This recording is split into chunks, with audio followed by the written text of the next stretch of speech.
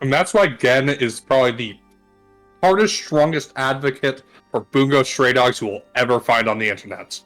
Fuck off. And why Hoodwinked is the greatest sequel to Rashomon ever made. God damn Yeah, it. I could see someone actually making that argument and getting away with it. Anyway, welcome back to the Storytime Network, folks. We are back, of course, with more D&D. We happened to get into a discussion, or we got into a discussion about doing a Rashomon-style D&D game. And Dylan, uncultured heathen that he is, didn't know what Rashomon was, so... How dare Well, I feel like I'm fortunate in that. And unfortunately, the best example that certainly I could find of a Rashomon-style story was, in fact, the awfully animated 2005 movie Hoodwinked. I'm so glad I memory hold that movie. Like I said, I refuse to forget it because of that fucking goat. Well, last left our heroes. Hello. Felix, the Eladrin wizard. Right. Seamus, the Can you all half-elf hear me? bard. Yeah, Jack was here. Aldane, the currently deaf paladin. And Dairon, the Genasi rogue. The four of you, along with Rua and Prody, had arrived in the town of Crossroads. Half of you went to go to the library, while the other half decided to just have a moment to rest and enjoy the reprieve of away from traveling. Felix, Aldane, and Prody did various bits of research. Felix, I don't remember what he read. It was the art book. That was it, yes, by Oryx. By Oryx, yeah. Which basically went into some of his backstory about how he was a apprentice to a mage that had lived in the wizard's tower that was in the area.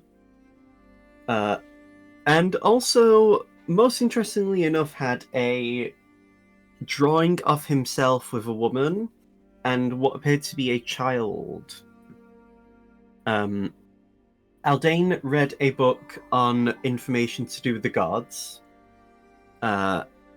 which revealed the name of the god of magic, Aralfi, as well as the magical technique known as realm creation, which basically creates or perhaps expands a domain that would allow you to imprint your magic upon the world for a brief moment, as well as other bits of information to do with the divine. Prody found various books and treatises on orcs within the area and of this continent.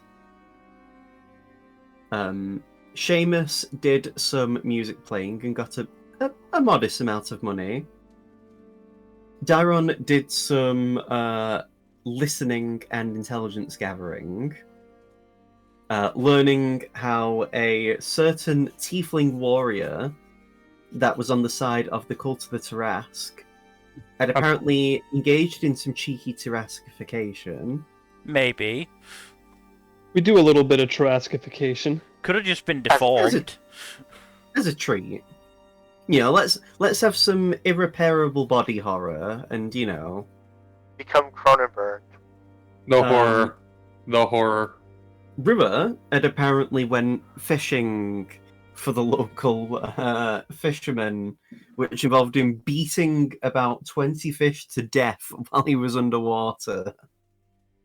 Nope. Have you guys... Mill, you've seen The In-Betweeners, right?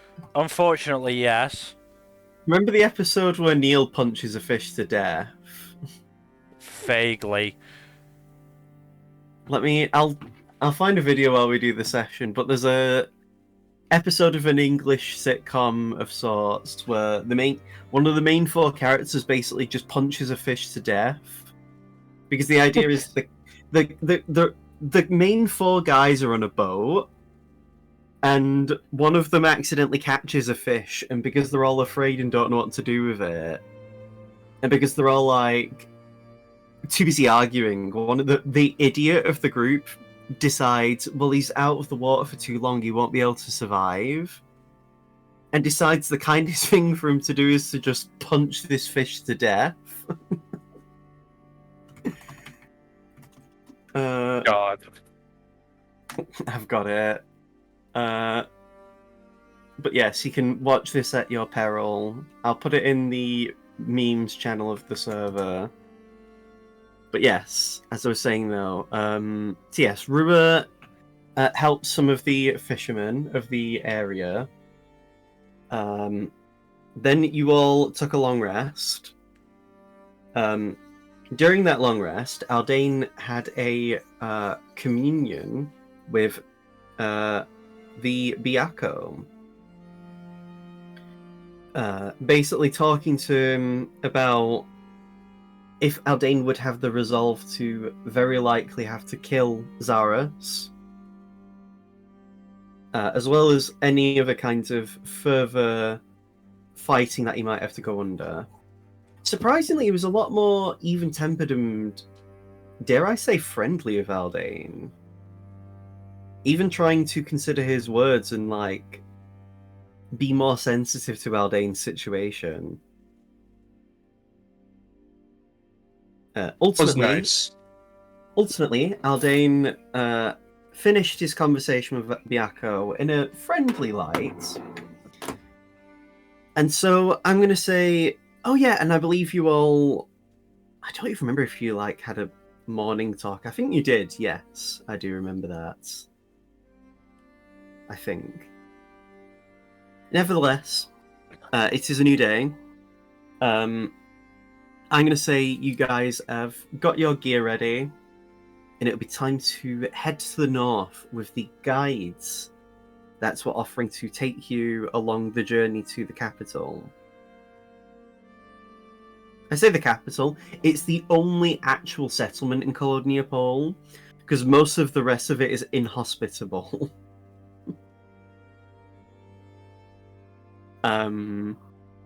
So, I'm going to make a roll and decide who gets to roll the D100 as tribute.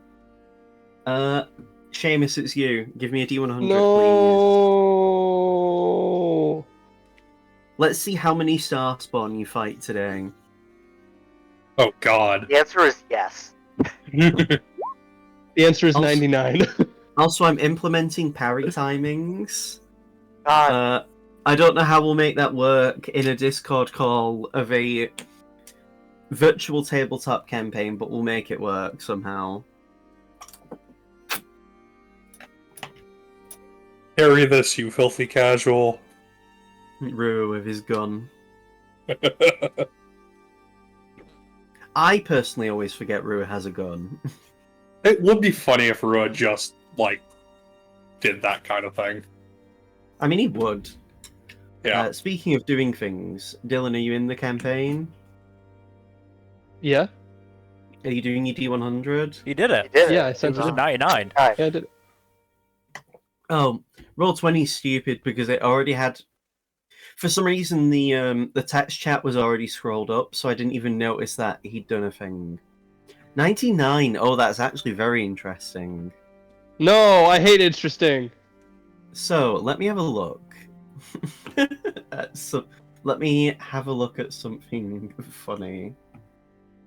Because now I actually need to look at the bestiary for a brief moment. God damn it, Dylan. Why? I just fucking rolled a virtual dice. And you did it badly. Well, you're just gonna have to buy new virtual dice then. I can't even blame a real die. You can and you should. So, The six of you, along with the as you're leaving the settlement, as I said last session, because I do remember this, you're to leave the horse and carts that you have with you behind, because the horses that you have aren't acclimatized to the intense cold weather you'll be dealing with, which is why the guides who will actually be operating the you'll be actually operating the traveling and the horse and the animals and carts are going to be leading, and you'll just be basically sat inside to rest.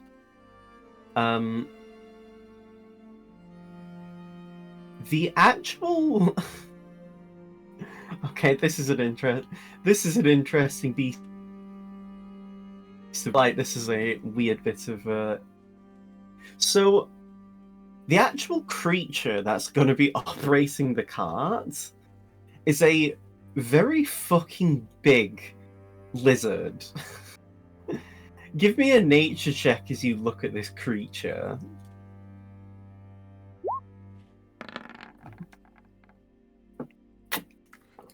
Also, it does remind me to open up Rua and Prody's character sheets.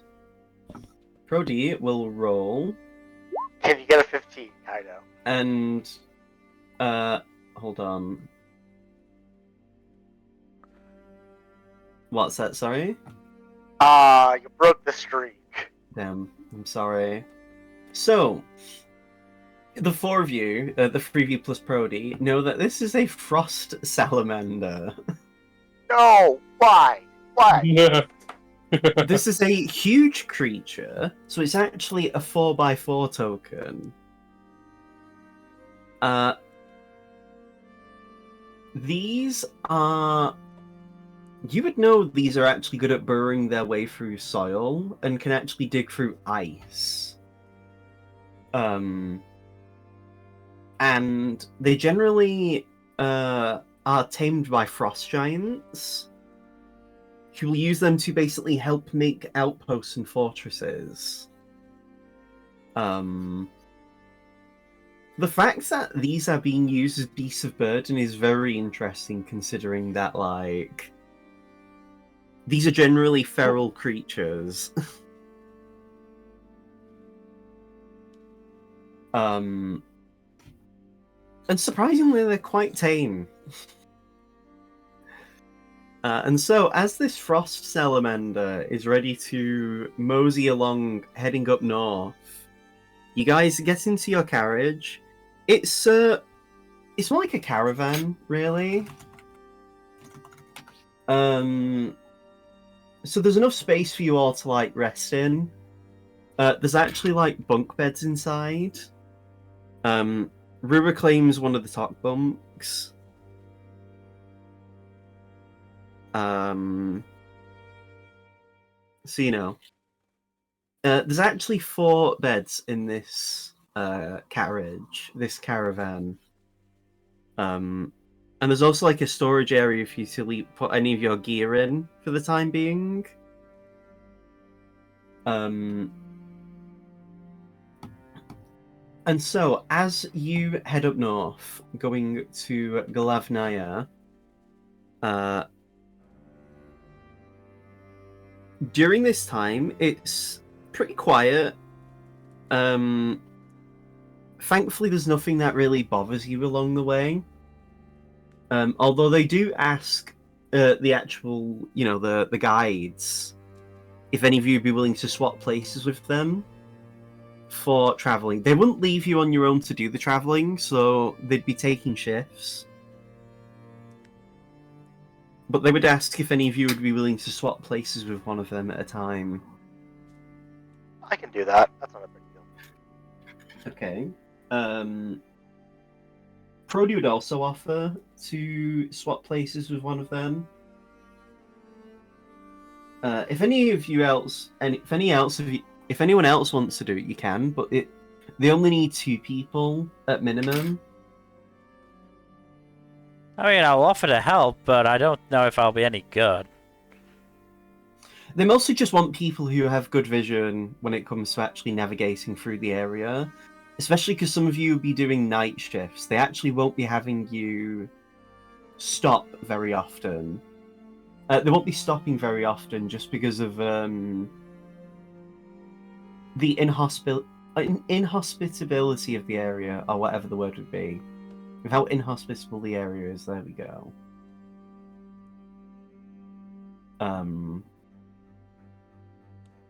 So, because Darren offered first, give me a perception check, please.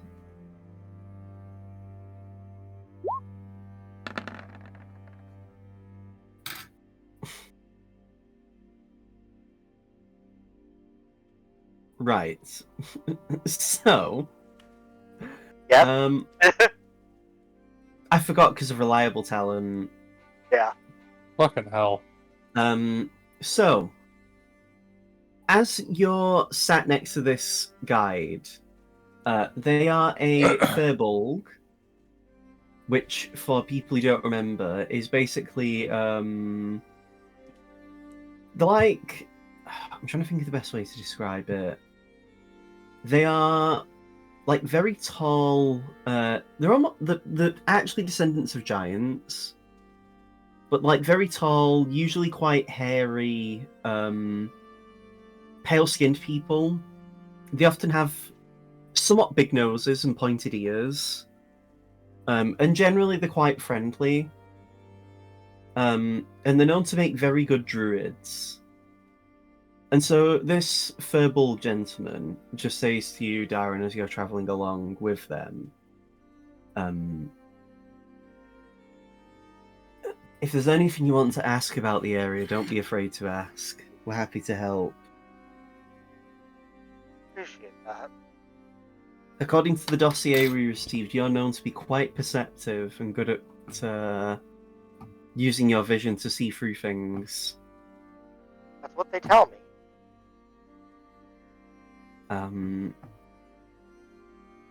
If you would be so kind when it comes to actually navigating through this frost, if you could keep your eyes pointed upwards. It's currently migration season for the rocks, the giant birds. So if you see or hear anything, do let us know, because we would be in a bit of danger if one decides to try and attack us. Got it. I'll keep an eye out.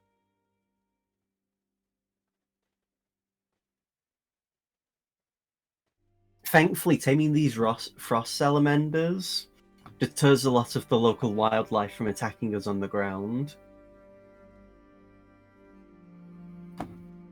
So, thankfully, we shouldn't need to worry about that too much. The only other thing of worry in this area would be a Remahaz. If you want to give me a nature check, Daron. Because you actually, I don't think you were there for the Remahaz. You weren't there actually to see the Remahaz corpse way back when.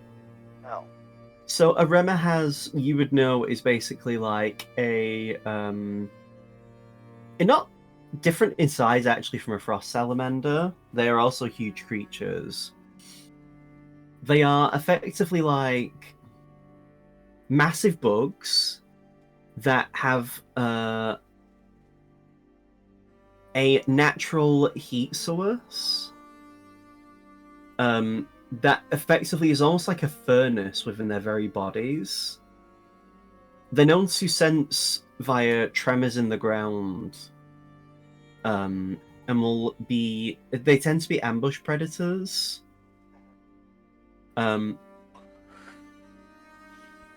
And you would know that if you often come into contact with a Remahaz physically, they can actually burn you quite nastily.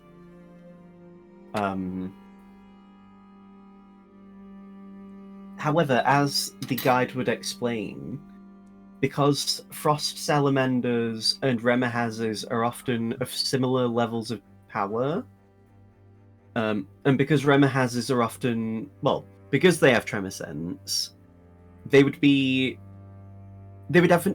know what a frost salamander would sound like when it comes to actually traveling across the ice and the snow, which is one of the main deterrences that a frost salamander helps ward away from.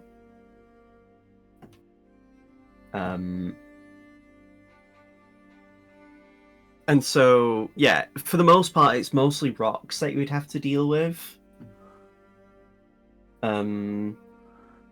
Because anything else would be infinitely more noticeable. As again, they would explain, like, if you were to see a troll, because they tend to live in Arctic areas, I think everyone would probably see and hear one. And they would further go on to explain how mammoths generally would avoid frost salamanders as well, which you've actually fought before as well.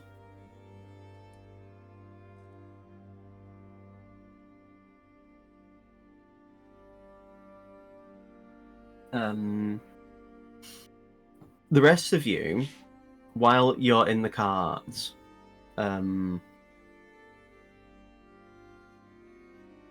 Rua would actually say to you all how during some of the time that he was busy with the fishing, and just during that brief break, he received a sending actually from Guy. He basically tells you all how when it comes to actually heading to the Frostfang Mountains,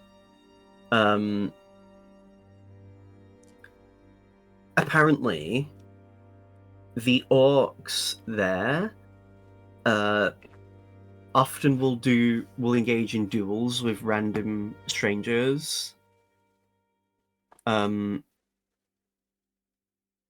Apparently, it would require one of the members of the party to offer a champion to duel one of their quote-unquote champions. I volunteer Aldane. Damn it.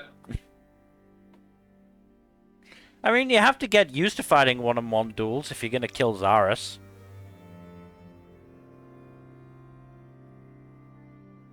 I know that I have to get used to fighting one-on-one duels. I don't plan on killing Zarus if I don't have to. Well, we've got a, Oh, that was something else we did last session, wasn't it? I fucking contacted another plane. Yes, you did. And managed to avoid being, going insane. Yes, because that was another thing that was known, is that along the eastern side of the path that goes along from Centralis, heading up northeast, there is a very large and almost impenetrable layer of thorns that have been stopping the cults from trying to basically walk around the main path and going off terrain. With which Felix found out that a Flora Vela, a very familiar name, is apparently responsible for the layer of thorns. Whether that's the same Flora that had been possessed by the Dracolich piece, or another one, who knows? But it's very likely the former, which would be very interesting given that, what has happened in the past.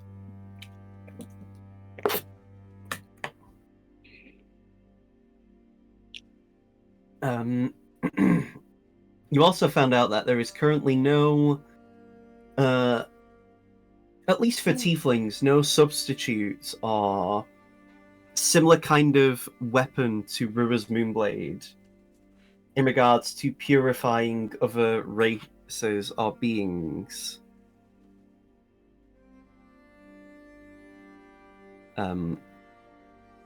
You also learned a bit of information about the forge that would have involved making Rua's Moonblade, and it does seemingly exist on this continent.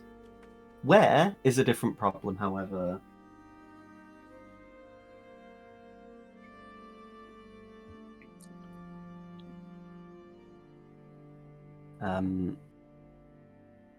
Prody would actually say to you, Aldane, if you don't want to, I'm always happy to be the person we pick. Especially if I'm going to be working with these orcs and trying to recruit them as part of our overall military might. Whether it's me or you, I'll be fine with it. Don't worry too much, though. I'm not. My biggest concern is actually being able to navigate through this area. From some of the books I was reading, apparently the orcs tend to blend in with the ice because their skin is almost white as snow. Apparently they themselves have developed a membrane over their eyes that allows them to see when it comes to cold weather. So they don't even need to wear anything like goggles to protect their eyes. That's right, probably need to use my helm. Almost never use that damn thing. I mean, helmets are hardly heroic. True. Then again, getting a spear through the eye because you aren't wearing your helmet is also not very heroic, but hey. None of the rest of you need to really consider the considerations of heavy armor. I mean, generally, Prody would add, depending on the way that you fight, helmets aren't particularly practical anyway, especially if you're, say, an archer like Dairon. Having a helmet would only get in the way of their bow shots. Yeah, I mostly prefer hoods. Well, not necessarily. A cap-style helmet would be fine. It's an issue of anything with a faceplate. Yeah. The only reason I don't wear one, as Prody would explain, is that because of the shape of my head, most helmets wouldn't be very practical.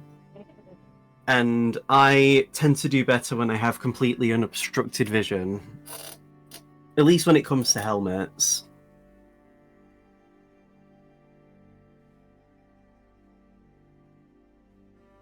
But it's fine. The biggest issue will be, again, getting to the mountains and trying to find this blasted temple.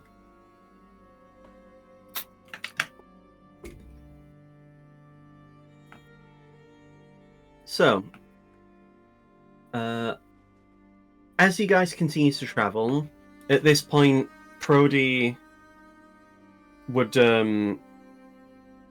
well, the guard that Dion was sat with at the front would swap places with the other guard. The other guide, even. And Rua would offer to swap places with Dairon to give them a rest. Thank you. Which is why Rua will do some perception. I assume you would tell Rua to keep an eye out for rocks. No, Like the bird rocks. Oh. No, Rua can find that out on his own. Well, Rua did No. better than you, so...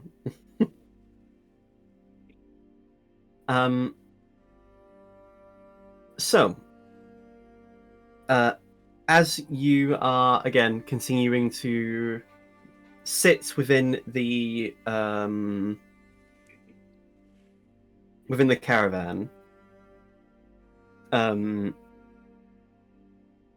going to see who gets this sending, actually. Oh, Dylan, you get a sending. Oh, Seamus does anyway. Whoop! This is a sending from Guy.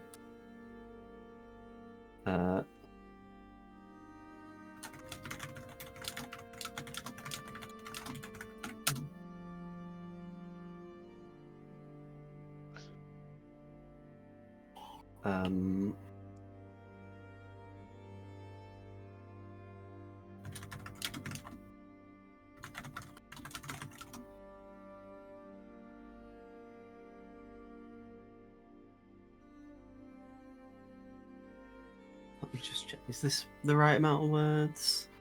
Right.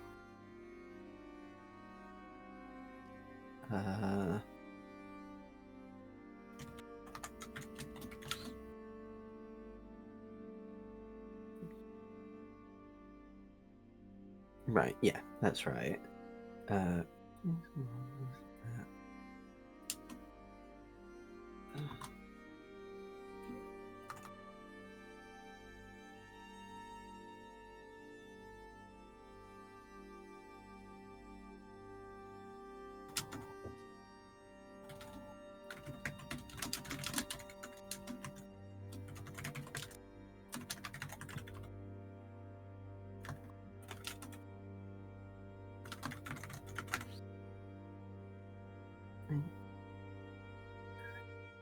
Ten, 11, 12, 16, 8, 9, 20, 21, 22, 23, 24. There we go. And again, this is from Guy. Oh, you DM'd it? Okay.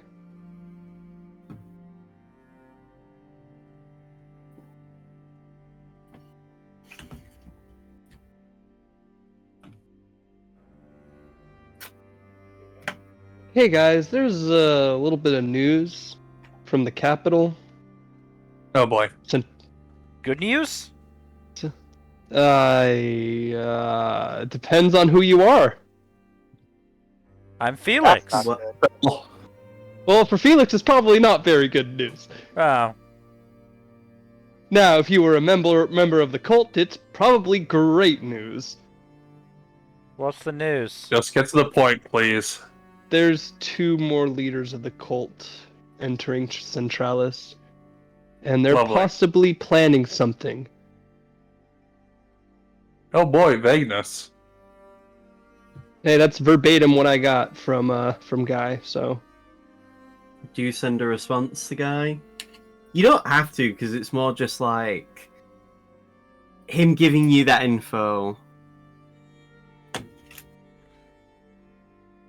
yeah, I don't know what to respond if we should. I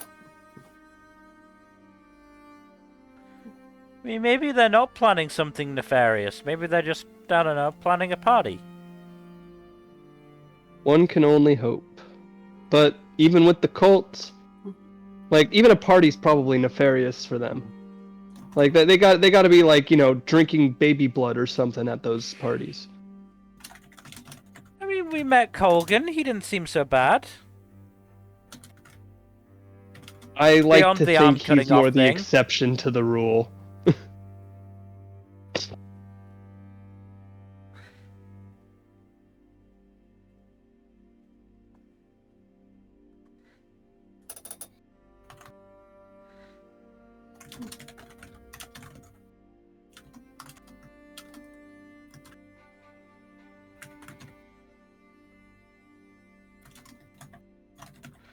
Oh yeah, did we ever decide whether we wanted to try the whole trying to trick Aldane's uncle into thinking he's switched sides and so get some information from him thing?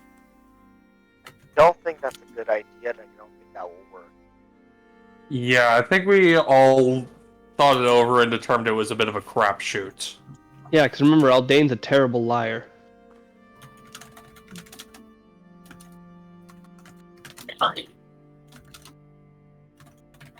To be fair, wasn't the point that it'd be oversending and therefore, you know, very hard to tell that he's lying?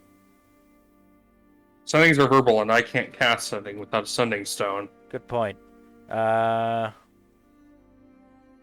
how do you feel about being a mole? Dairon, you also receive a sending, this time from Turin.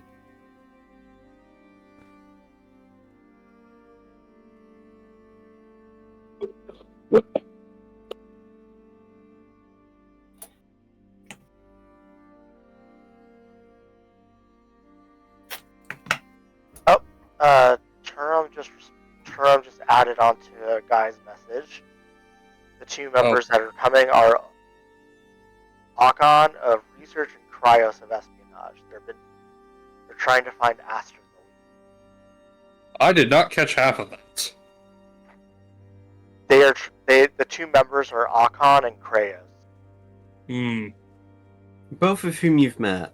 Arkan being, of course, Aldane's uncle, and Kreos was the human lady you met back at the underground of Centralis.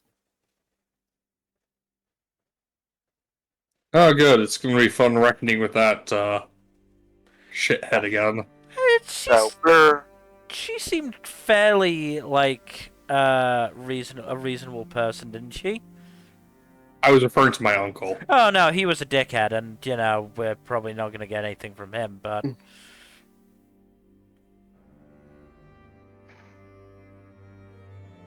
I mean, 2 out of the 3 that we know isn't bad in terms of reasonable Fingers people. crossed they're persuadable. Brody does ask, which leaders of the cult do you know of so far? I know you've spoken of Colgan, the swordsman. Holgan is reasonable, but he's not particularly oriented towards the more administrative or scientific aspects of the cult.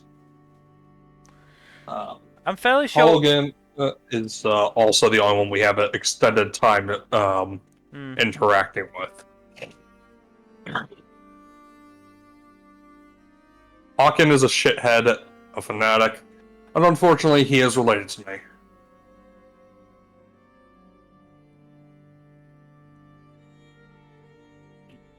If you want, you can give me a... If any of you want to, give me a history check. This means all 4 of you, because you are in the same room together. Good old history. Damn, Darren is on points. Darren's making use of that new proficiency. 16. So, all of you would remember that, at least when it comes to the cults, there is Orkan, of course, Kreos, because again, these are named after members of the wildcards. Mm-hmm.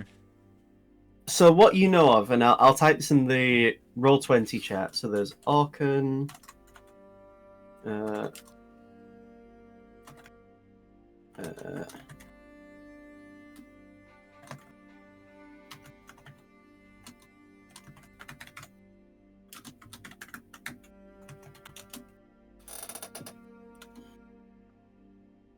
no! Fuck's sake! I pressed the home button on my fucking keyboard. I hate that there's a home button there to begin with. Okay.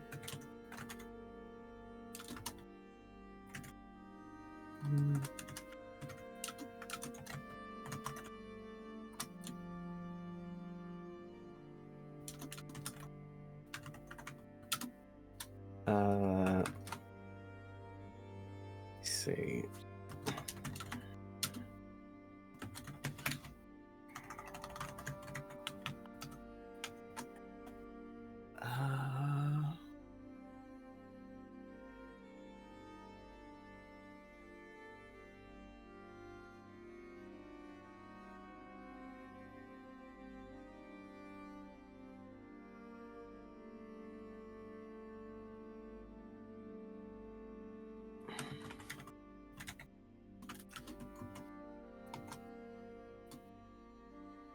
And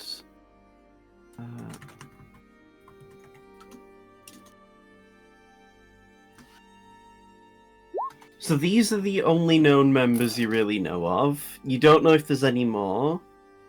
There was a member of the Wildcards known as Rhyme Teeth, who you do know was like with the group until it eventually ended. Mm-hmm. But they joined much, much later than any other member of the Wildcards. At least ones that people remember or know of. Mm-hmm. But if there's any members of the cults that are known as Alistair or Balazar, or at least given that as names, You don't know what their role is. You can only presume Asta is the leader, just based on at least what the sending you just received of Tarim.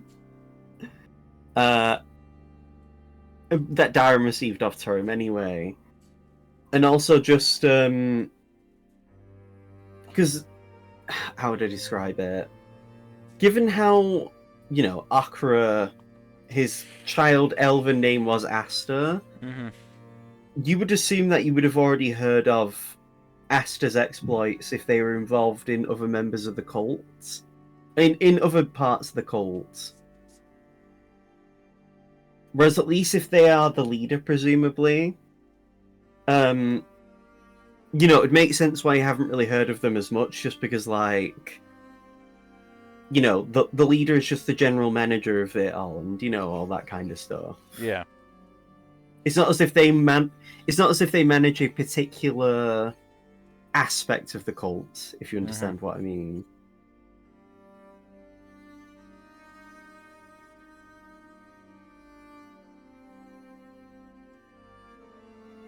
And whatever the other two members, if there are more than just 4 parts of the cult, you don't know what necessarily whoever would be Alistair or Balazar would be involved in. Just based on the other roles, anyway.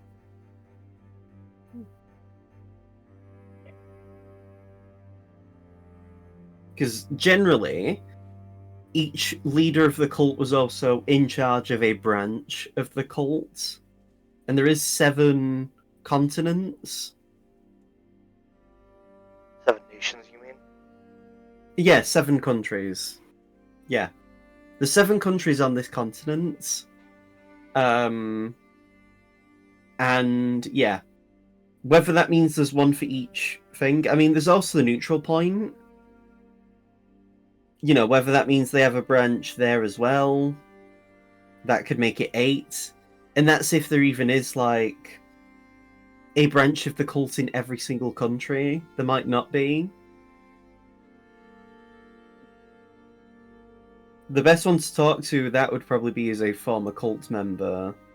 Or a currently active cult member. I mean, do we know where Leon is? He's currently MIA. He was in Centralis, and was there when it got occupied. Which is, less than ideal. I could always send a message to Colgan again, and this time spell his name properly. That is weird that he was able to pick that out. I can appreciate that, but that's funny. It is very funny. Maybe it was just how Felix pronounced it. It's pronounced ever so slightly off, and Colgan noticed.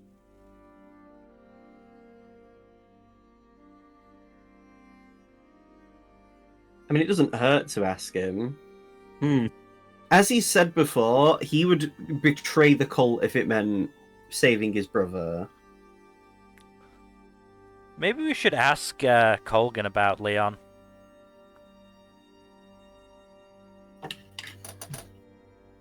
That's not a bad idea.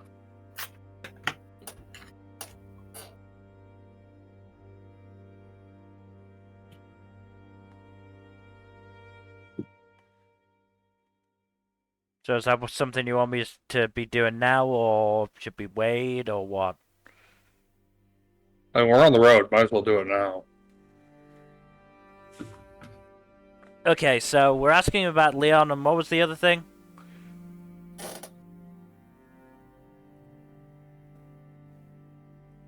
We could gather more information on, or if he had any new information on the. As a reminder, it will take you a little over 4 days to even arrive in Glavnaya, so you've got plenty of time to, like, be doing this.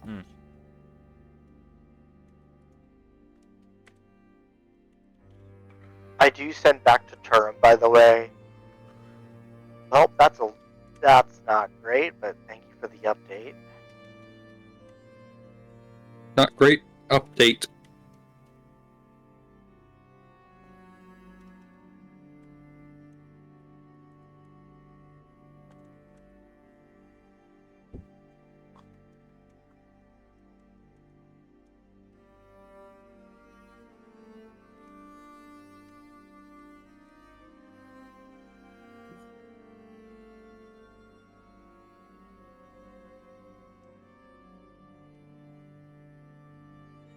Right, 1, 2, 3, 4.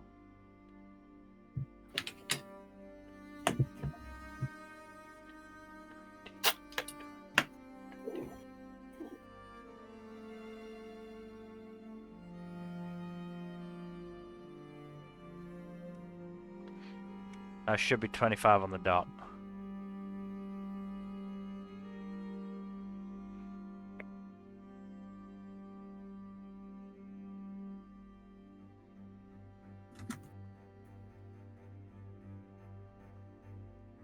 I shall.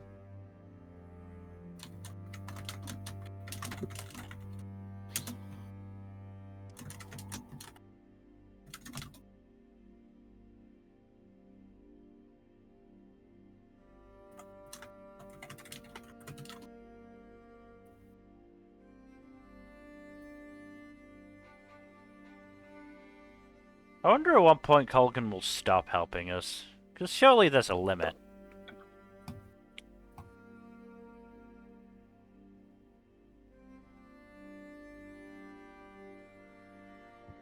Well, we'll find out at some point or another. Hopefully it doesn't result in another lost limb.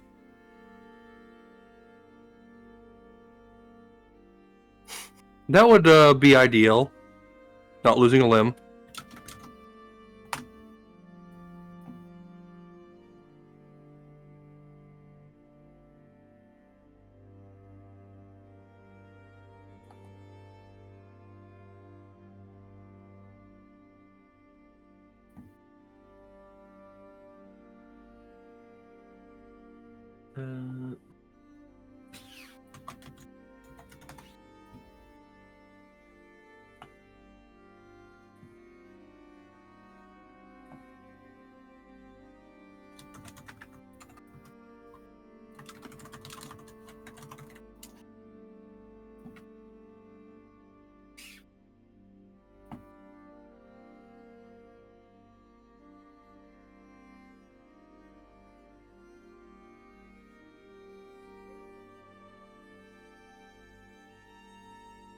I mean, the other thing we could do is I could cast Legend Lore and see if, you know, any of the, well, certainly if the leader is, you know, well known enough to get some kind of response from that. Again, what's the worst that could happen? It's not like this spell is one of the ones that'll, you know, send me insane. Yes, but isn't this one a costly component? It's some incense. We can find incense in Glavnaya, I'm sure. At least it's incense and not the other thing. I was gonna make a joke about that.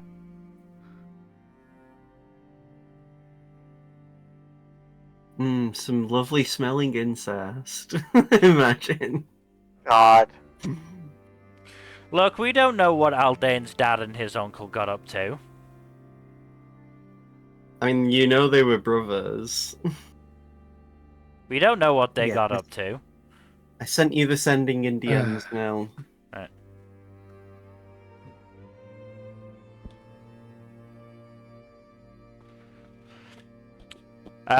Alistair leads law and mediation, Balazar leads education, and Colgan thinks Leon is with us, which is going to be a not great realization. For everyone? I'm more thinking. So Leon is MIA. Yeah, I'm more thinking once Colgan realizes that Leon is MIA and the last time we saw him was in Cordis. Yeah, I don't see that going well.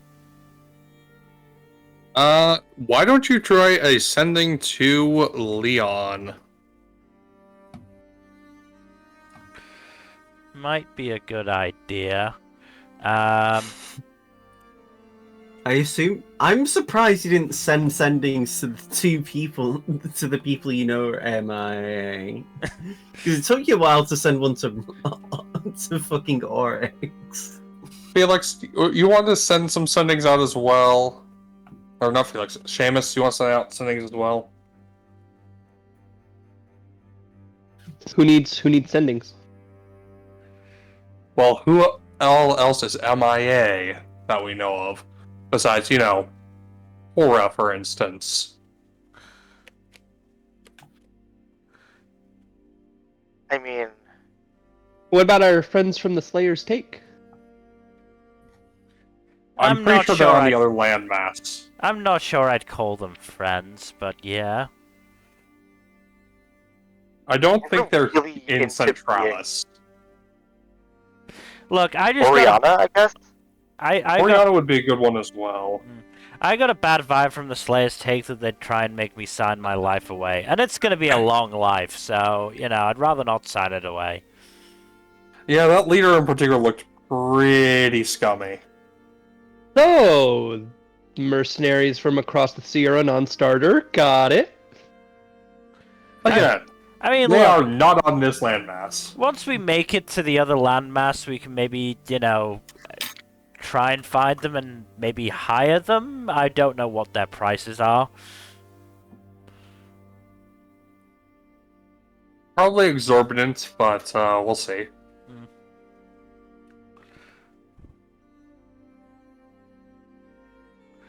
But I think for now, should probably leave it to Leon, Oriana. Who else haven't we contacted who's MIA? Did we talk to Tora? I don't think we did. I don't think Yeah, I don't think we've contacted Tora. We're really doing great at this, guys. We're super smart and attentive and definitely have great memories.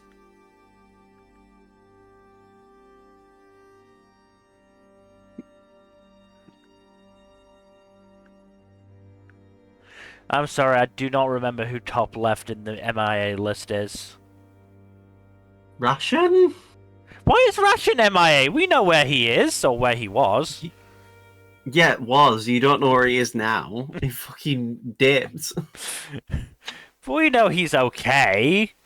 I was expecting... Oryx is there. I just don't have a token for Oryx. I'm surprised you don't at this point. I need the right look for him.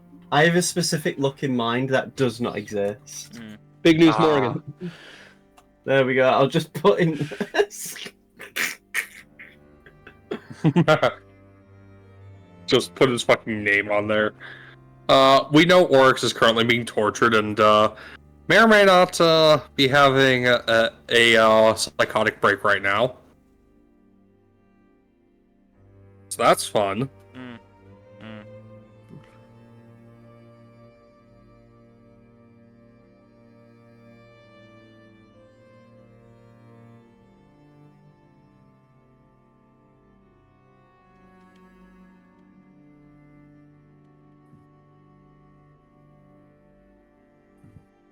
So yeah, who's But- sending messages to whom?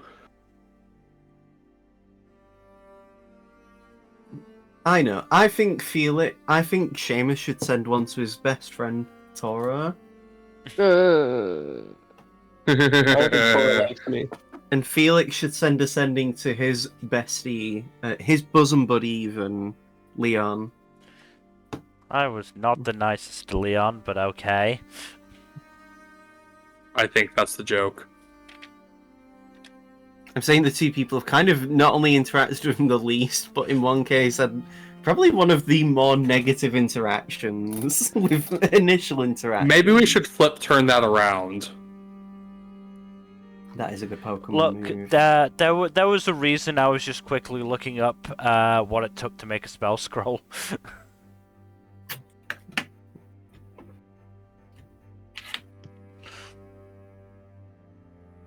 So I'm sending a message to Tora. No, you're sending a message to Leon. I'll send a message to Tora. Okay.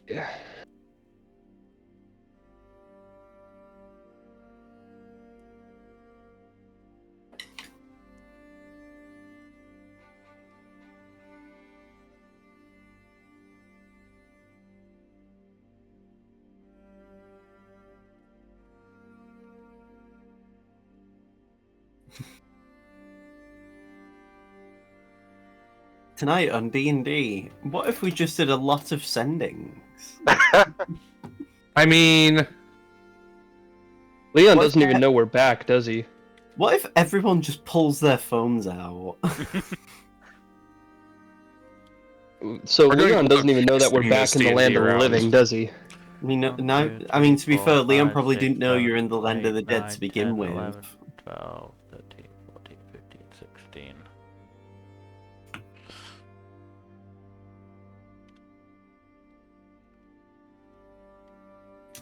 Yeah, because Tora was also, like, in Centralis.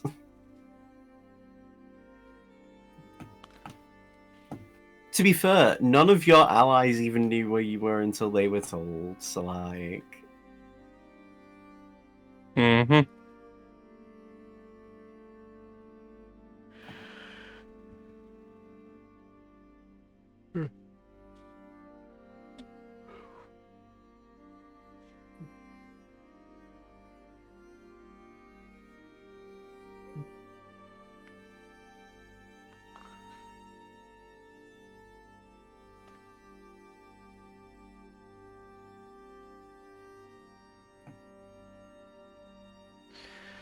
If we ever get enough downtime, I am gonna just stop making spell scrolls for sending, though. That might be a good idea. Actually, How long does it take to make a spell scroll?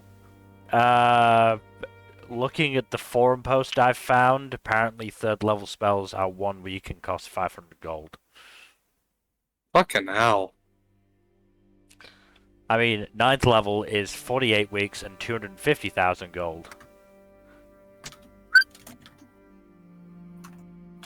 I don't think we've cumulatively collected that much gold over the entire campaign. Probably not.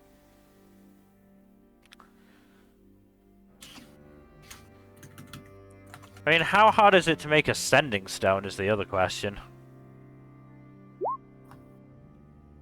Probably substantially more expensive and time-consuming than sending scroll.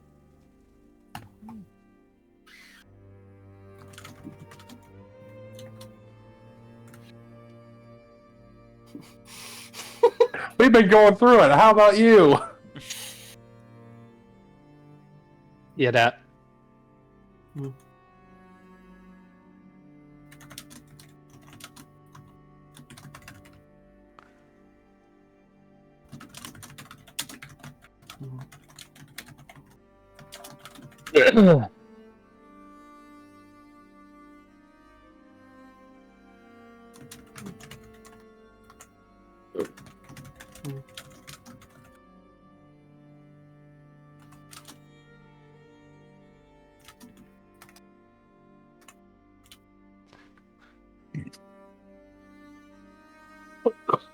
Oh Yep. yeah, I forgot Sora's also not here. Sora, where's my money? There we go.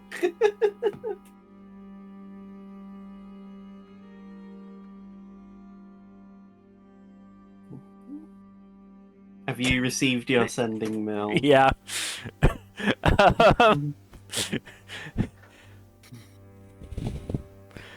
I don't think Tora's really been, you know, led into the whole we've got a plan thing. Has he gone rogue? No. But...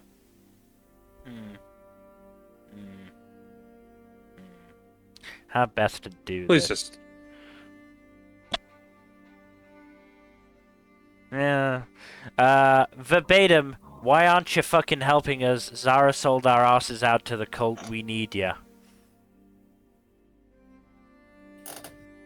Mention that we took an impromptu involuntary trip to the land of the dead for a while, and we just recently popped back up and are getting reinforcements. I hope you know that I'm now onto 4th level slots, but okay. I'm sorry. And this is your sending.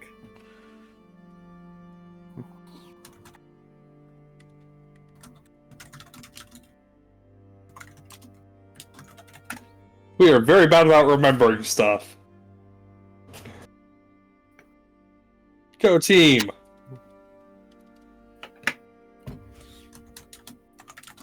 We're so good at this, guys. Yep.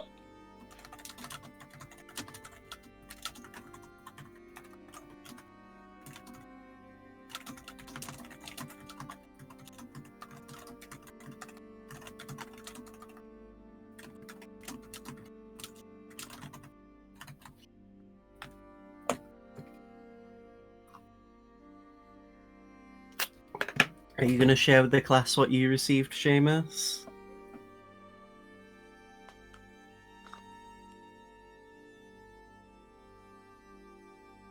Dylan? Yeah, sorry, I had my computer didn't chime at me when you sent me the message, so I didn't see it until now. Right. So Leon's in the same boat as Tora, and Sora's there too. That's good. Yeah, backing each other up. they're on the run constantly. It looks like. Right. That's not good. At least they're safe? Question mark. Yeah, they're not currently undergoing the horrors like Oryx is.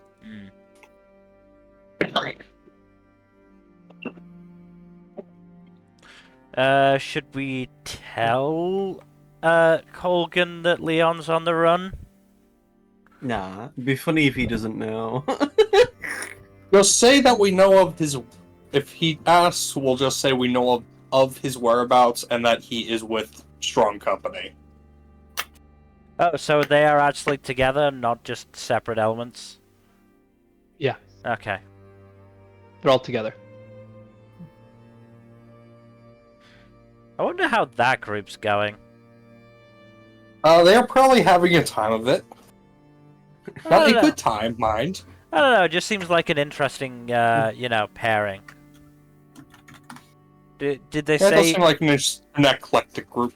Did they say who This else is was how in I their am- group? This is how I imagine their situation is going. I'm going to post it in memes in the Discord. Oh boy. I'm excited. Why? It don't make no sense.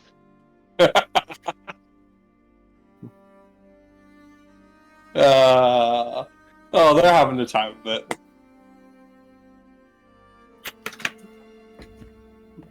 One of the situations of all time.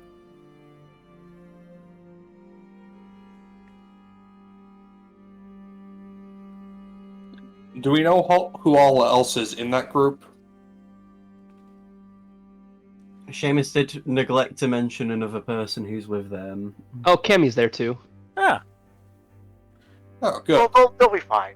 Oh, good, they have a communicator then. A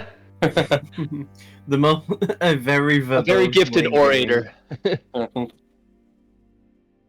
Now they can talk their way out of anything. So all that leaves for unknowns at the moment is Oriana.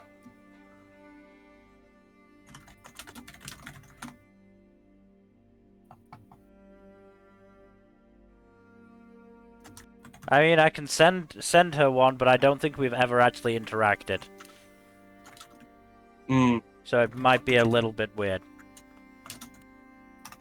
I'd rather be weird than us to not know anything. Okay.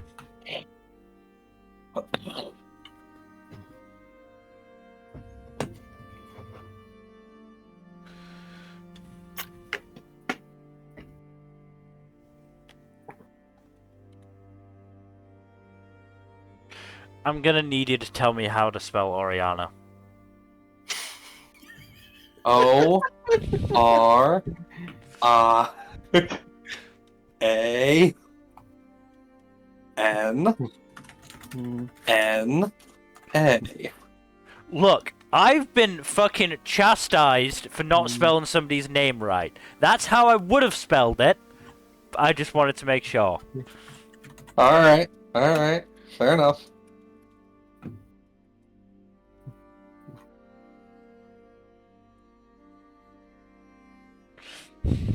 Felix has dyslexia. I could do a really, honestly kind of dickish thing here. Please do not. Aldane was in the land of the dead. That weren't good. No, I was thinking something with possibly more long-term repercussions. Please do not. Did you know Aldane had sex with another woman? Please do not. I am actually begging you now.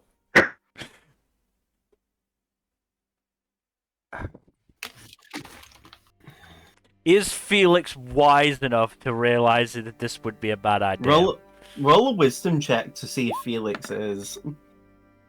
God. Oh No, no, he's not. apparently. He's not. I'm sorry, Jack. Why? Why, man? Because Felix is oblivious and also is not, you know, particularly romantically inclined, so he doesn't really get, you know, how important some things are. I know it's in character, but god damn it.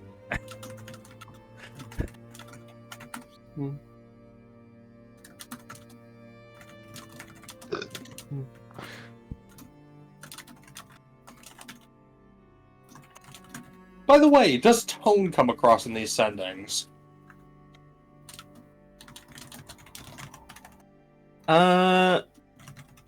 No, because I think it's funnier.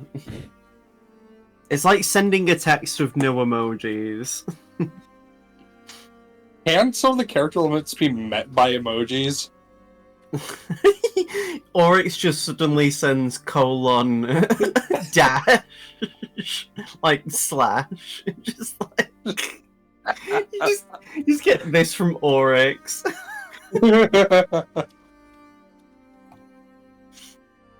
I think Oryx is having a bad time, y'all.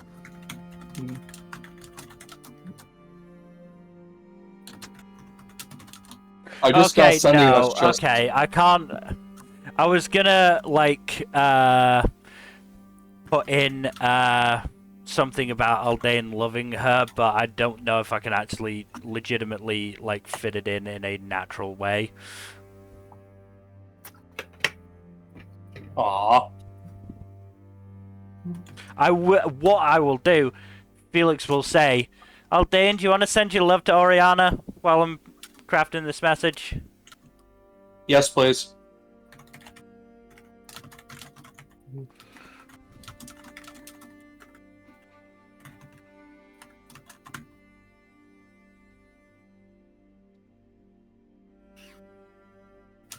We have fun here.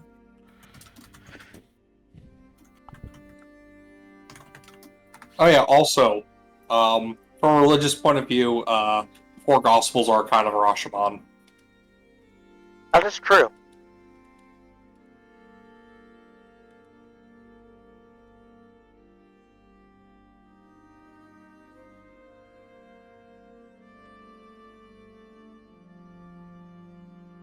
Wow.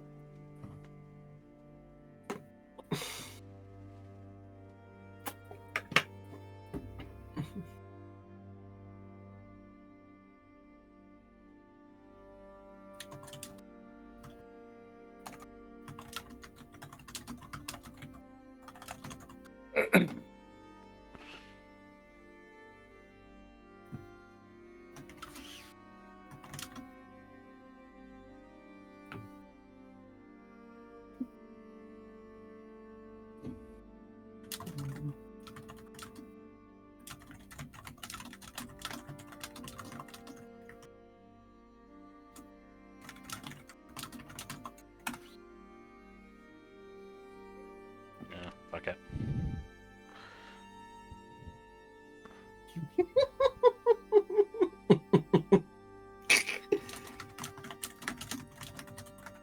I actually hopped over to the stream for a second. And I saw what you were typing. I was like, "Come on, man!" If I could have had more words to actually fit in what I wanted to say, I would have done it. But I didn't, that's so fair. you're safe for now. You're safe from Felix judging your romantic exploits as an uninterested observer. for those who, well, obviously those in the stream, but this is for the fellow players. I was gonna, I wanted to put in senseless love, which seems obvious, but he keeps dithering, so I don't know.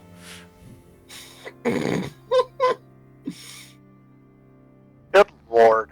He keeps not doing anything about his love, which seems weird to me, but, you know, who am I to judge?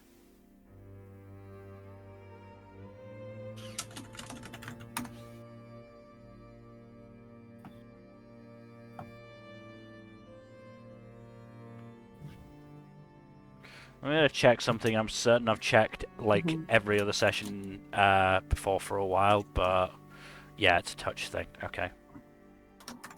No, it's within range, and it's 30 feet is the range. Okay, yeah, that's fine.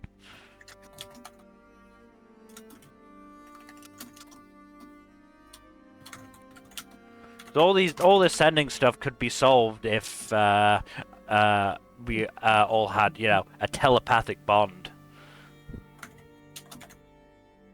Oh boy, telepathic bonds, fun stuff.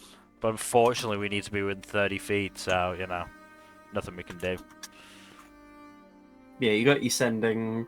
You know, it'd be really funny if you use the telepathic, that spell to just, like, stage whisper some random shit to one of us for shits and giggles.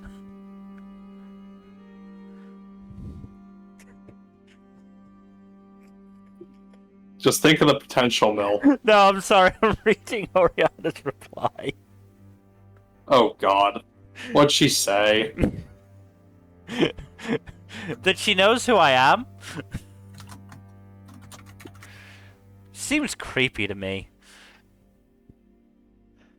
I don't know. She's met you multiple times. What else did she say? Oh, she's in Colgan's custody and hasn't seen Zaris for a while. Well, there's some good news and some decidedly less good news there. I don't know, if Bottom line is, Zaris, it could be a lot worse. if Zaris is Traskified like we think, it's probably a good thing that she hasn't seen him. Mm-hmm. And of all the people that end up in the custody of, Colgan's the least bad, by far. Though I do get the sense that she is at least somewhat being held hostage. I mean, yeah. Obviously, but, you know, could be worse. She could be held hostage by your uncle. I don't even want to consider that. Too late, I've made you consider it. Damn you! Get that out of my head! I'm not in your head. Yet. Get out of my head! It'd be really funny if you just randomly used telepathy to whisper in Daldane's head at some random point. Don't worry, I have to ritual cast the spell, so it'll take me at least 10 minutes. Just do it all day, it's not looking. I mean, I could do it while you're all asleep. Having your weird dreams.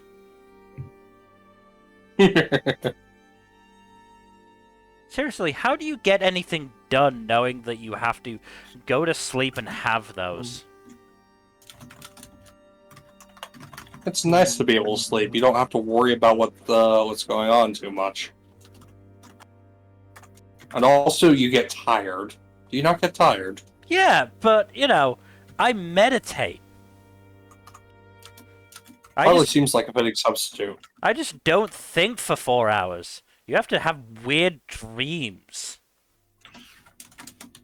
You don't think for 4 hours. Meanwhile, Seamus doesn't think at all. Hey.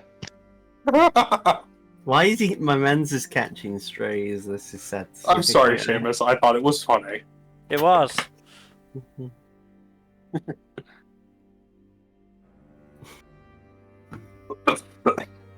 And you know what? Because you've not been receiving sendings, Aldane, you get a sending.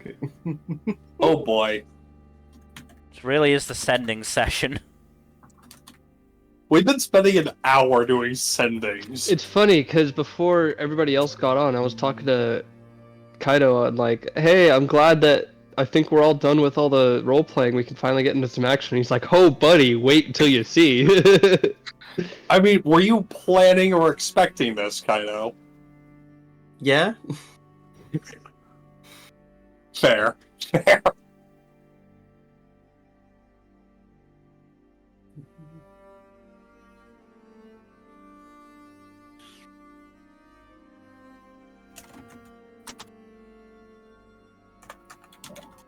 Mhm.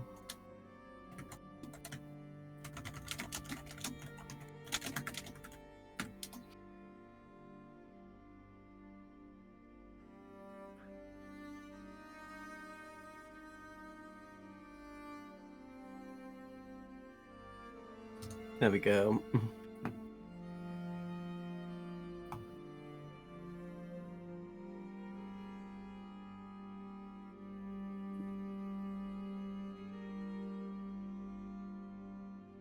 Who is this from? Oryx. Ah, I should have said. yeah.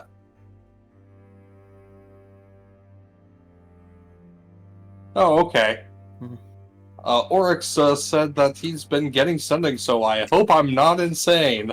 Also, he has PMC and Bovedment if we require their aid. Which I believe is the aforementioned wacky mercenaries that Felix and I were discussing earlier.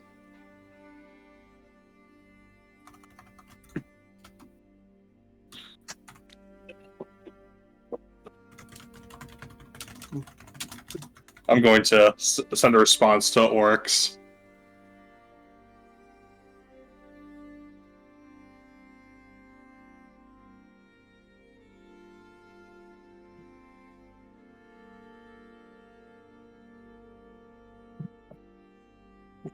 Probably just got his head hung low. I wish I had friends to get sendings from. He doesn't really.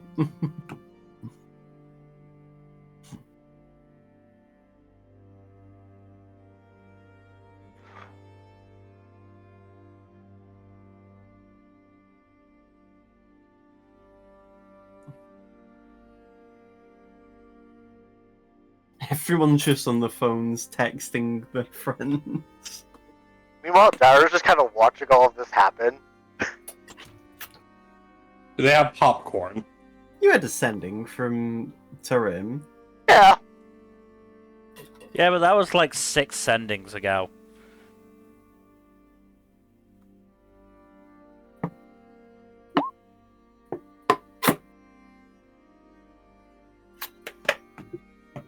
I mean, arguably he is, but, you know, not in the... I don't think he'd care for the nuanced argument there. He needs reassurance.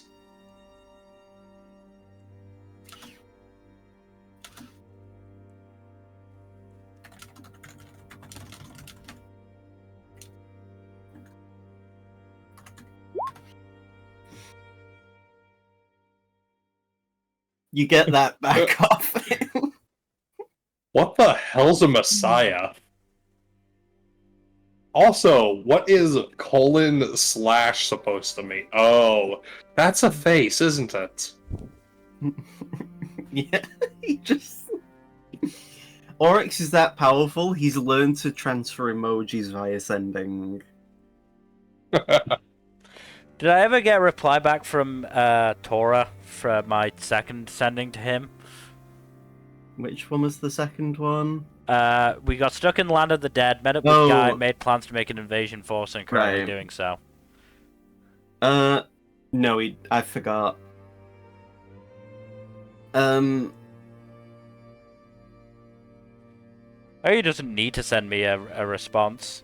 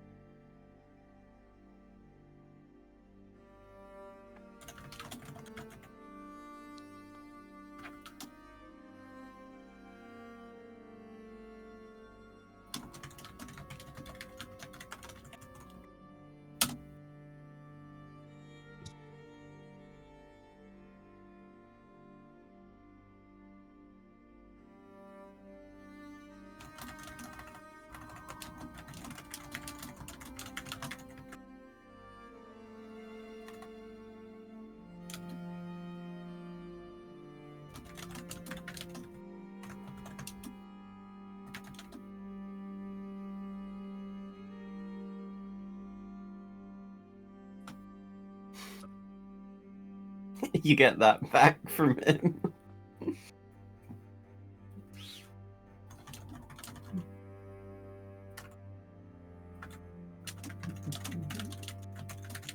Well, it seems like Tora is accepting of the situation, so that's good. That is good. Do you want to send one last sending to that mercenary company? No. We'll wait till tomorrow to do that. Mild, the person, doesn't want to talk to himself, apparently. You want to just not do that till tomorrow, or do you just not want to do that at all? Not particularly want to do that at all. You know what? If I had the presence of hindsight, I'd have changed what Oryx said and said hung up like the Messiah, just like I'm hung at normally, but... Can Seamus not send the message to the mercenary company? Seamus, can you send a message to the mercenary company? Talking the Slayer's take? Yes. I mean, I guess so. I thought we weren't going to talk to them. Well, Oryx, it had literally nothing else going on but being tortured, and took the time to compose a sending to mention it, so I felt like we at least owed it to him to, Try. at least reach out.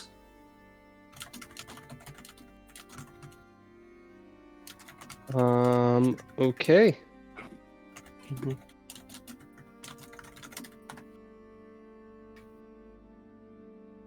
What's the leader of Slayer's Take name again? Athro. Through, I think. I think it was called Pisces. I think it was. Yeah, I'll send a sending to Pisces. No, Afro what was it, Athru? Afro bet the entire contract owning the military company to Pisces in an arm wrestling contest. Lost, and now Pisces is in charge. That would happen. That would be Calder- awesome. All he desires is dogs to eat as rewards. I mean, that's the thing. Athro would lose it in the arm wrestling contest and then get it back by trading it for, like, a dog. Or like he would have it on a technicality. Like, it's Pisces who has, like, their name is on it, but for all intents and purposes it's still Athru because Athru wanted to avoid taxes. Honestly, yeah. By dodging taxes, That is something. shenanigans ensued. That is something. It was originally Athro would on do. Brick's name, but... But then Bo Vetman gave, fucking sentience laws to Warforged. He's your friend, and progressives. former war colleague. Yeah. Like, I actually imagine that Afro and Brick would be genuine friends because of their shared history, but like... That doesn't mean Arthur isn't willing to take advantage of his new status, though. So, because this is being sent to Afro, this is the knowledge that Oryx would have received when it happened. So, let's shift perspectives to way back when Oryx was still around. Afro, Rick, Juniper, and Pelios. The four of you, as well as Tristan and Pisces, would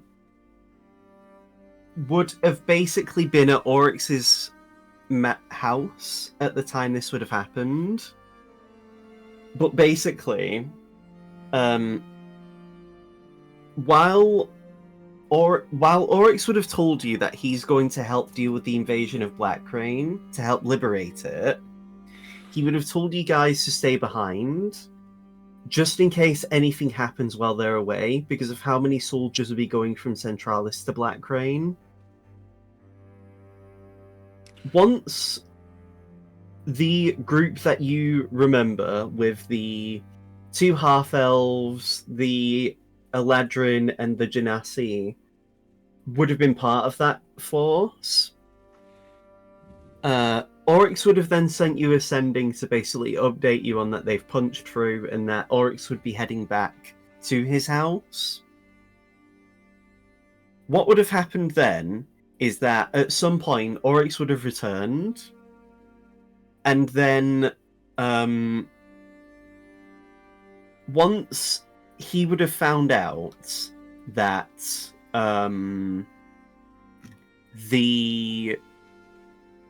that Centralis would have been taken over by the cult, what would have happened is that during this time, the cult of the Tarrasque would have also attempted to invade Collier, the capital of Beauvetment.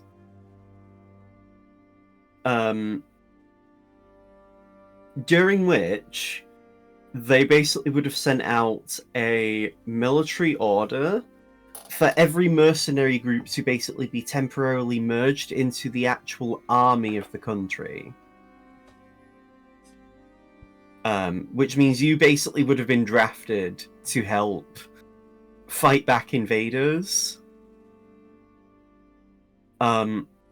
Oryx, joining this, would have then met with the leader of the cult of the Tarrasque, Asta, on the condition that Beauvetment does not get attacked. Oryx would have basically offered himself to be taken in as a hostage. The cult would have accepted this offer, which then basically left the city, the country rather, safe at the cost of Oryx being taken in. Before he would have left, he would have said that if you receive any sendings from that group, that again they would have met, you know, the main party. If they ask you guys, they would. His words would have been to them is if they ask you to help them, offer whatever help you can, and to basically don't worry about me. Did you all get that? Yep. Mm-hmm. So that's the greater context of also why Oryx is gone, and what you guys would have been doing, the Slayer's Take, I mean. For the sake of Afru sending a reply to Seamus anyway. So yeah, you guys are basically on hold until you basically get asked to do something.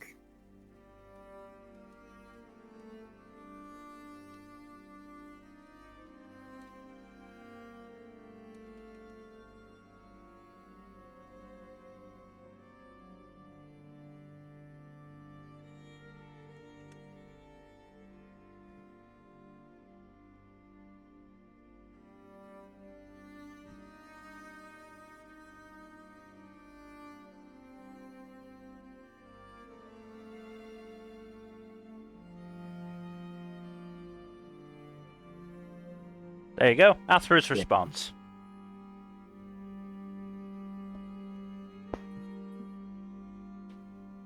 Oh, that's nice to know.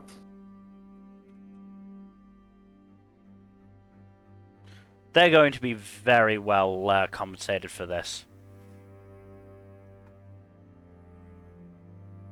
True.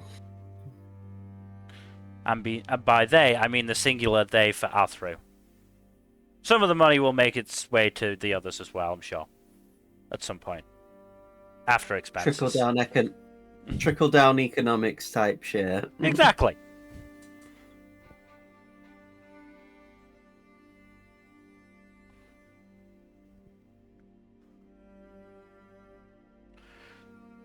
Anyway, So, are we yes. still having a fairly, uneventful journey to Glavnaya? Yes, you are.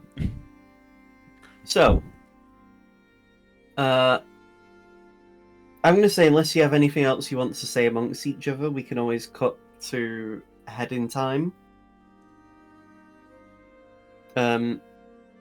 Basically, you... Actually, you know what? One moment. Okay. And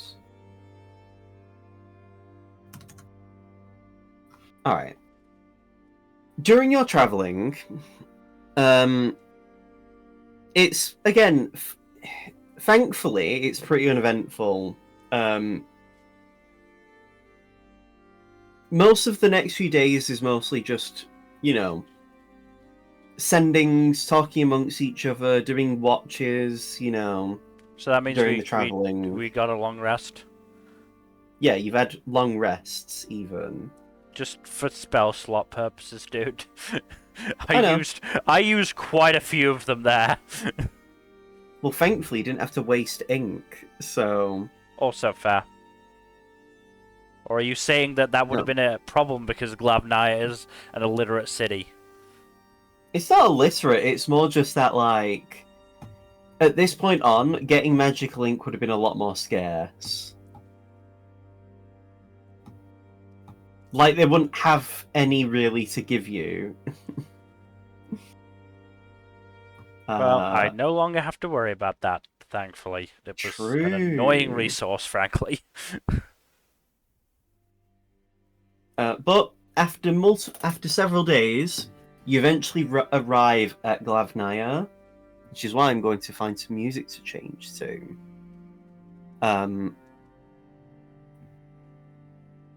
When you actually arrive at the city, during this time, it's mostly just been light snowfall, mostly just snowflakes, nothing too crazy. When you actually arrive in Glavnaya, the snow has picked up. At this point,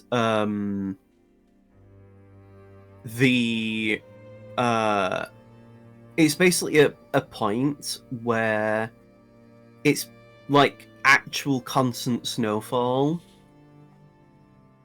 At this point, you would have been told by the guides to change into your cold weather clothes. I'm actually going to give you some new music and this is the music. When you get to the city, there are many chimneys and mills with smoke coming from the tops. A lot of the houses have clearly been designed in European-style housings, where the intent is to trap the heat inside. A lot of the houses have been done by brick, and a lot of them carry a lot of the houses do not look very unique. A lot of them look to have been purpose-built just to live in, to use as little waste as possible when it comes to building.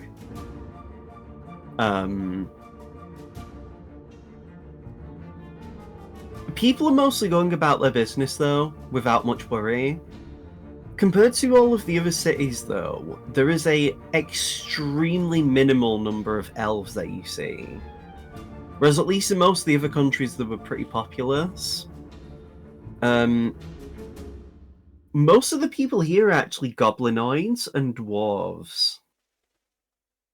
So you see goblins, you see hobgoblins, you see bugbears, you see different kinds of dwarves.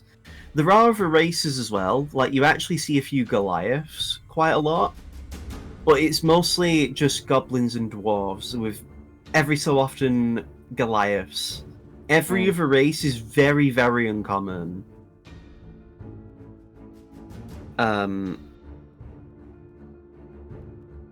Actually arriving into the city, you do see the guides, say how they're going to be heading back to the crossroads. And that you'll be escorted shortly by some guards who'll be taking you straight to Drick. You probably only have to wait 2-3 minutes at most before a bugbear appears. This bugbear's a young-looking woman. You can tell she's probably mid to late 20s. She looks surprisingly similar to Drake. And she, in a military outfit. It's like a black long coat. It looks like it's good at being good for heat insulation. And she basically tells you in a rather stern tone, if you can follow me, we'll be heading straight to Drick. Alright. Okay. She leads you at a brisk pace. She's almost race walking at the rate she's going. And as you find yourselves following along, eventually she leads you into what is basically like a town hall building. Inside, it's significantly warmer than the outside, obviously, but you do see like a few. There's a rather large fireplace in the common area of this building. That's helping keep things warm anyway. But you see like, a few like torches and other things to keep the heat around. You see Drick at a planning table. You see him in front of basically the map of the continent, and several like sticky notes that have been like put along parts of the map. Basically notes listing like which important figures to keep track of in each town and city. You see for Black Rain, you see the list of like Guy being there, Turin being there, Jade being there, Layla, Tristina, and so on. Mhm. And then, like how it's got Hayato and Yuto and some other people of note. And so on and so on. Drick lifts his head from the map and looks up to you with a small but tired smile and just says, "It's good to see you all again. It's been quite a while since we last met." How go things? Pretty well, considering. We've been consolidating our forces, we've been getting everything prepared. Especially when it comes to for your journey into the Frostfang Mountains. Thankfully, Prody's good idea, as he gestures to the orc in your group, to convene with the orcs to have them work with us was a very good idea. We've been trying to do our best to sort of ease them into the idea of working with us. Generally, when the orcs do not care for a proposal or an idea, we often do not receive. I say often. There have only been 2 cases where the Frostfang orcs do not care for whatever we send them in regards to messages. Both those times we never saw our messengers again. Not ideal. So the for fact us that we see our messengers again. Yes, they generally never bother sending back replies. They're people of few words, so even a lack of a response is enough of an implication of at least. It's at very least grounds to have a dialogue be opened.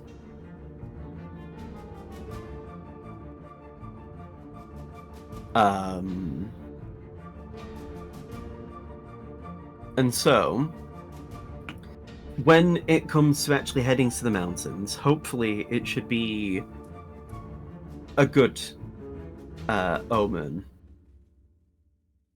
In any event, though, I wanted to discuss what you've currently been doing. Guy sent me a sending earlier saying that you hadn't received a message from him and Turim. And apparently Oryx has also been in contact with him briefly. More or less keeping me in the loop with some of the things you've been sending here and there on your way to here.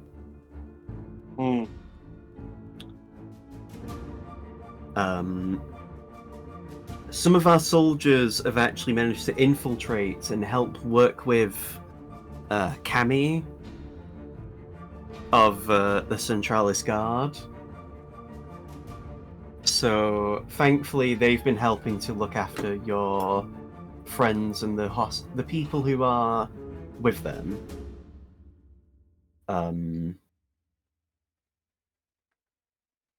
Which has been good. We've located the whereabouts of Oriana, Zaris's daughter. Oh, so have we. who, Well, as sort you've of. been informed, is in the custody of Colgan, the military general of the cults.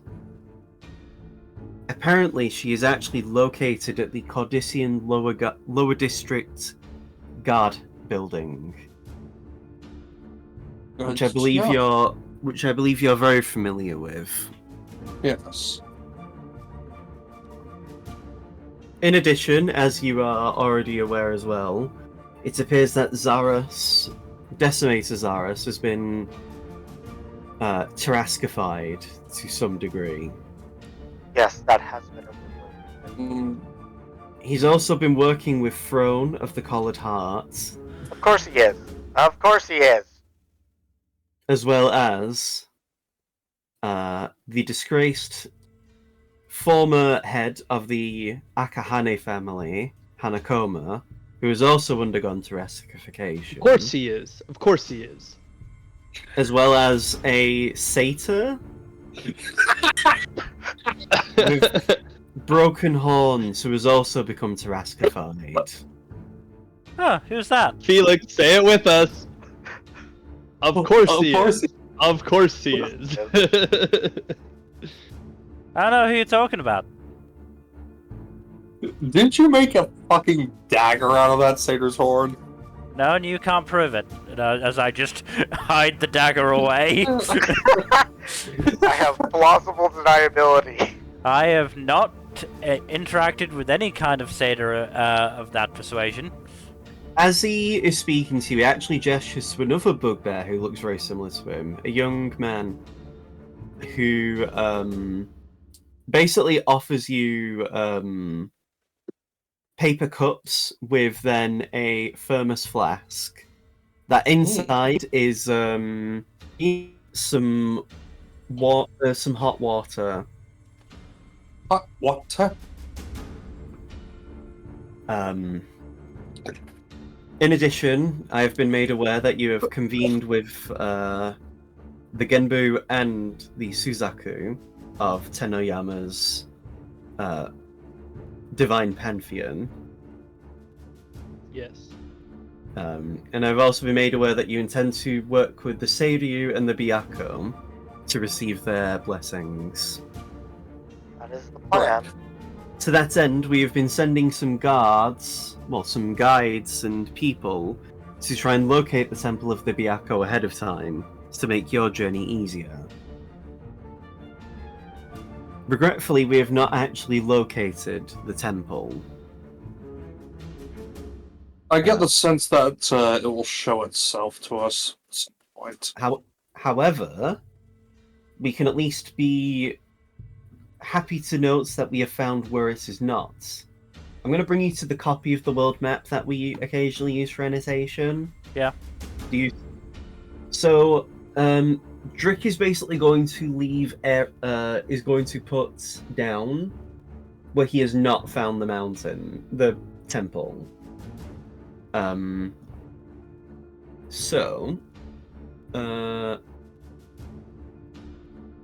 Okay. So, according to Drick, he has actually checked around here in the areas near the Zenith Peak. Because these mountains, according to him, were originally actually as property of Kolodnia Pole. But when Tenoyama offered aid back when Kolodnia Pole was in very dire straits, as gratitude, Kolodnia Pole actually gave that mountain range, the part that's on the map, to them because it had a temple of the Suzaku. Right. Curious. So from what he said, he's checked generally in the areas to the east of the eastern Frostfang Mountains, and they have not located the what do you call it? They haven't located the temple there. The very large parts of the Frostfang Mountains, because these bits here, to the northeast of Glavnaya, are also part of the Frostfang Mountains. And according to him, they also aren't anywhere near there either. The Temple of the Byakko is what I mean. So it's mostly just the rest of the mountains that they haven't been able to investigate yet. But at the very least, through process of elimination, they know where the temple isn't. Which at least narrows down the search somewhat. It's probably a good thing that we don't have to search the entire mountain range, yeah. Drake will also say he intends to keep in contact with you via Guy to basically tell you where they haven't been able to find it. So again, it can help narrow your search.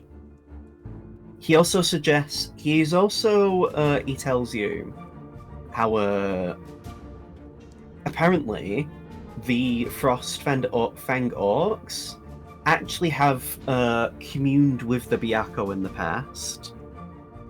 A few of the more I guess high-ranking members of the Frostfang orcs actually receive blessings of the Byakko, and have even obtained tiger-like traits as a result of the blessings. So what you're saying is, if there's anyone who knows where the Byakko temple is, Frostfang is.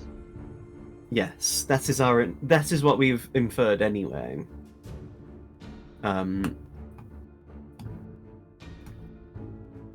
So hopefully that will help you know where to go.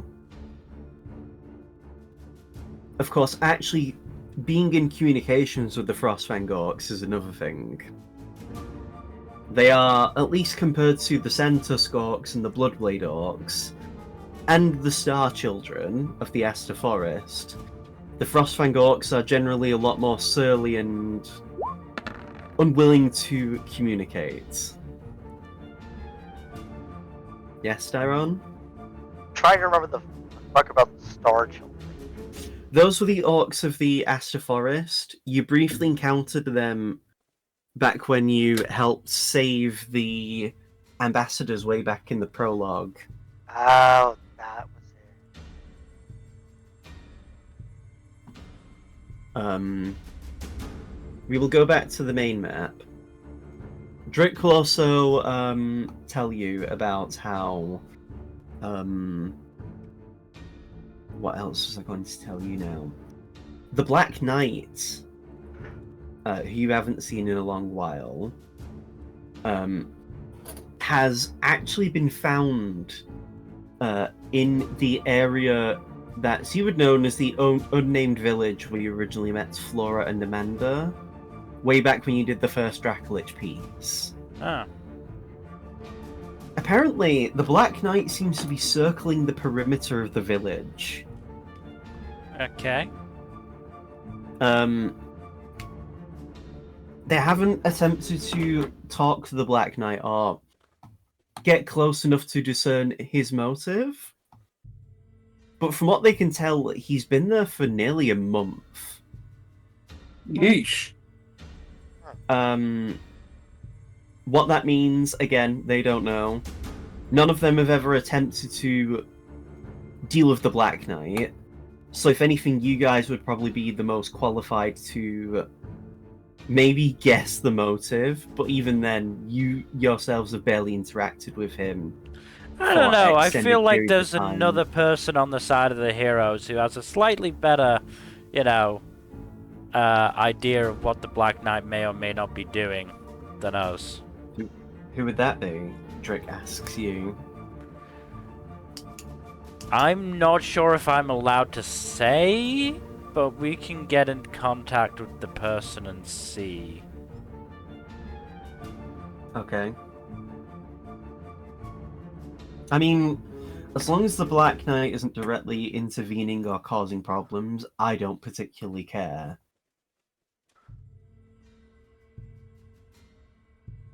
Like I said, we can try and get back to you on that one. As you all are communicating, another bugbear, again, with a, this one is also a young lady, with a, she almost looks identical to the one who led you into this area. She calls out and says, "Uncle," and she hands him a note, with which he looks at. As he's reading the note, his expression begins to become progressively grave, and he lets out a sigh. Good He news? then leans in. He leans into who presumably is his niece, just based off her calling him uncle. He whispers to her, and she leaves immediately. According to her information, how do I describe this? I believe you're familiar with Hawk. Yes? Human, white hair, can do monk abilities similar to Rua here. Oh, that guy. Where's my notes? Yes, that guy. He apparently has been sighted within the Frostfang Mountains. That might not necessarily be a bad thing. He seemed relatively reasonable when we met him in prison. Well, I imagine so. He was originally part of the resistance to liberate this country way back when. How far way back when? Fucking hell, you're asking me now. I think it's in the actual documentation I made. Fair enough. Let me have a look.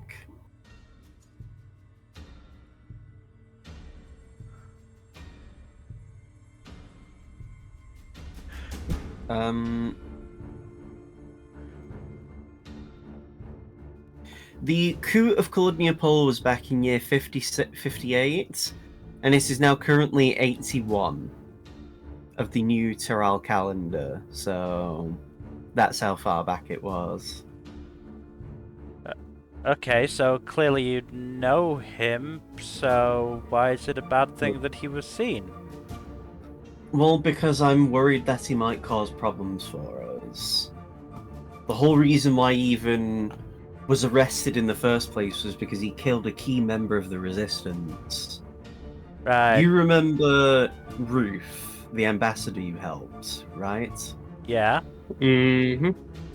He killed her brother, who was very instrumental in helping us when it came to liberating the country. Do you know why? No, he refused to elaborate. Right.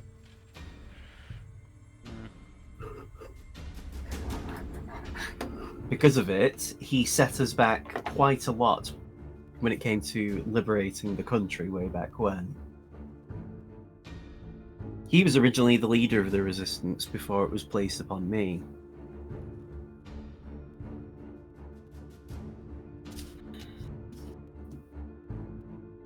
If you find him, I would be fine if you brought him back dead or alive.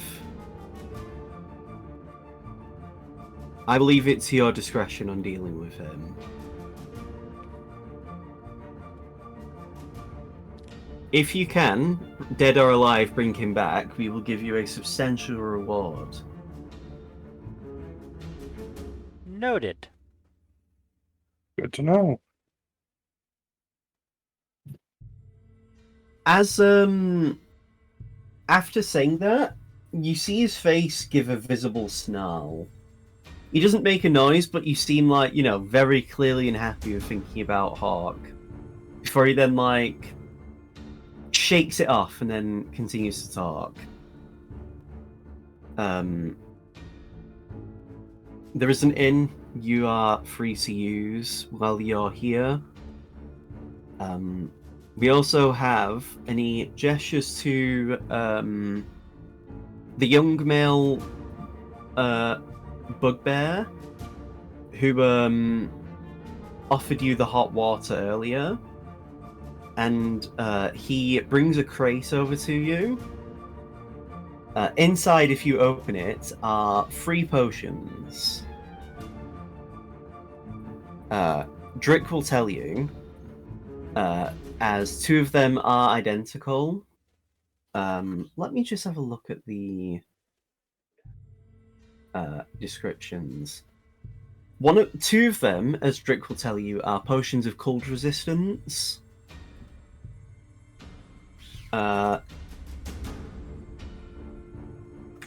Let me check the other potion, though.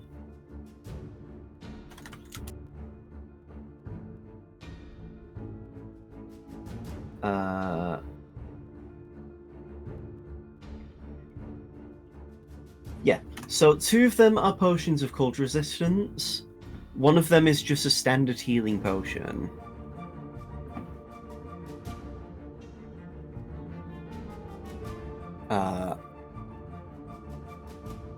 Because of the creatures that live within the Frostfang Mountains, the cold resistance might help you. At the very least, it'll help you manage the horrible temperatures that are there. It might even help protect you when it comes to creatures that can manipulate ice and cold damage.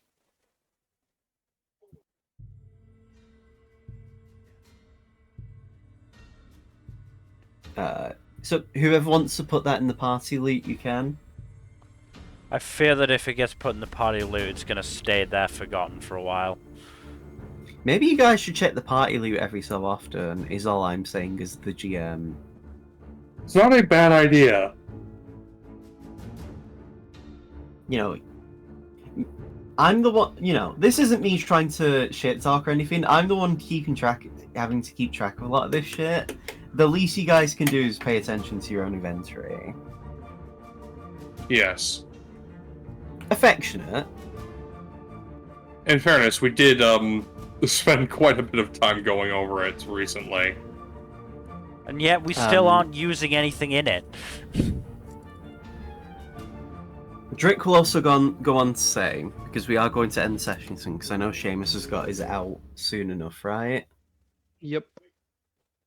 Drick will say to you, it will take them a few days to actually not only sort the routes to the Frostfang Mountains, but also get the transportation needed. So, he tells you, it will take them about 3 days for you to wait before you're allowed to go.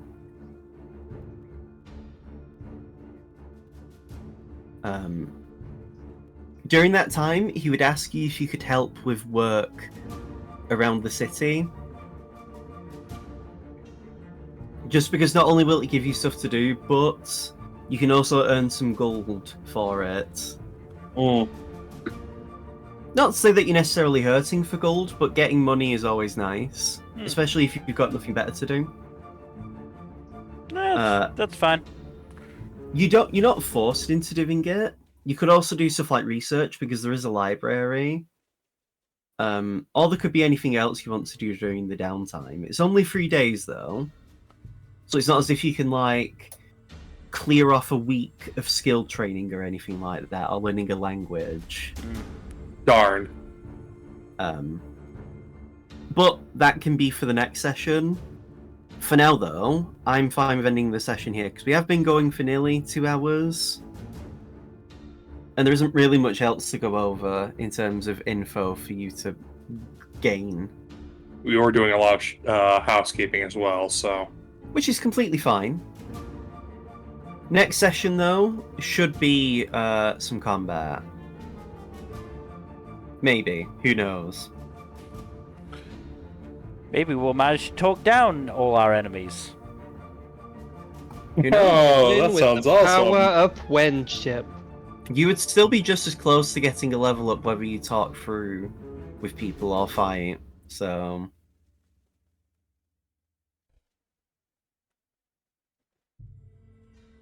But yeah. This is the session. Ooh. All right, and then The sending session. The session of sending.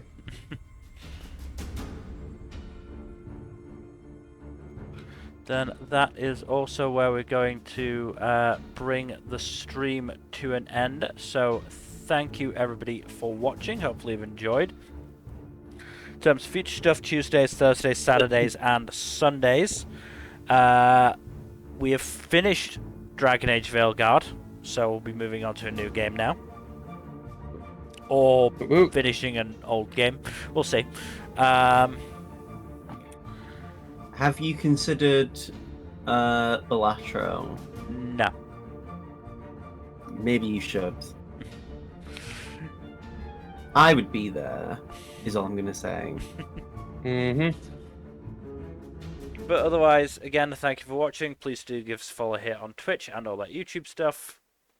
Like, subscribe, leave a comment down below. Please press that bell icon, yo. And otherwise, hopefully, we'll see you on Tuesday. Good night. Later.